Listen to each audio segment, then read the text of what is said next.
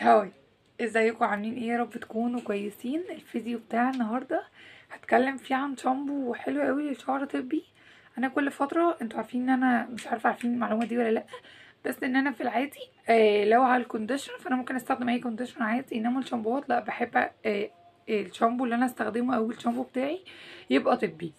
فكل فتره بحب اغير دي في اي روتين ليا، بقى بشره، شعر، اي حاجه. انا عامه بحب اغير البرودكت كل فتره.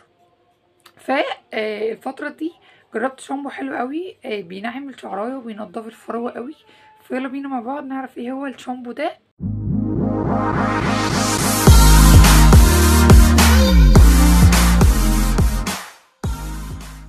طيب الشامبو اللي انا جايه اكلمكم عنه النهارده هو ايبيفاكس.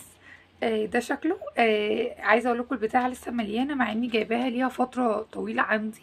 يعني مثلا جايباها من شهر اواخر 11 او حاجه زي كده. فقصدي بالكلام ان انا جربته فتره كويسه. يعني ما طلعتش مثلا من مره او اتنين اكلمكم عنه. برغم كده على فكره هو لسه قاعد معايا ومليانه. ده شكله. البتاعه دي 200 مللي. عايزه اقول لكم ان اللي عجبني فيه ان هو طبي، بينعم الشعرايه شويه. ايوه، وبينضف فروه الراس كويس قوي.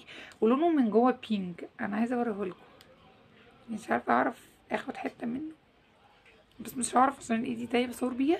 فهو لونه من جوه، او يعني معلم هنا في الغطا ان هو لونه من جوه بينك، وريحته حلوه قوي.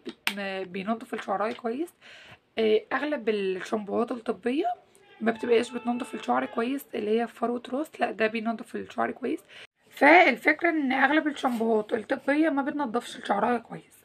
فالبتاع ده عايزه اقول لكم، انا اول لما جبته، يعني هطول عليكم شويه، بس انا اول لما جبته كنت باخد منه شويه واحطه في دماغي، احس ان هو لا، مش مرغي، مش مطلع رغوه زي اي شامبو طبي عادي. اي شامبو طبي معروف ان هو ما بيرغيش وما بيطلعش رغوه، لان هو بيطبطب على الشعرايه كده، مش بينضف فروه راس، لانه ما فيهوش سولفت ولا اي مواد زي كده. انما ده عايزه اقول لكم برده مفيهوش سلفت ولا الحاجات دي، بس انا اللي خدت بالي منه ان هو بيرغي، وبيعمل رغوه خفيفه كده وحلوه، وبتنضف فروه الراس. بس استخدمه كويس. لان انا ما كنتش الاول بستخدمه كويس، فكنت انا مستغربه ان هو زي ما بيرغيش، وكنت متضايقه منه قوي.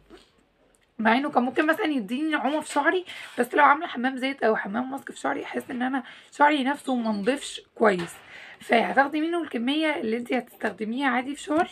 وحاولي ان شعرك يبقى مبلول قوي، وتخلي ايدك منديه شويه، وبعدين حطي شويه على طول في فروه راسك ودعكي.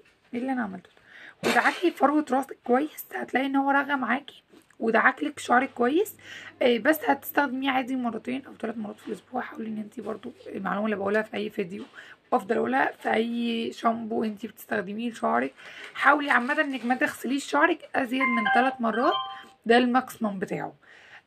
بس كده. عايزه اقول لكم كمان ان هو سعره كويس جدا، مش غالي خالص. هو فرنج تحت 100 او حاجه زي كده. فكرة ان احنا نلاقي شامبو كويس وطبي تحت 100، فدي حاجة كويسة قوي. انا كده خلاص الفيديو، اشوفكم في فيديو تاني وجديد.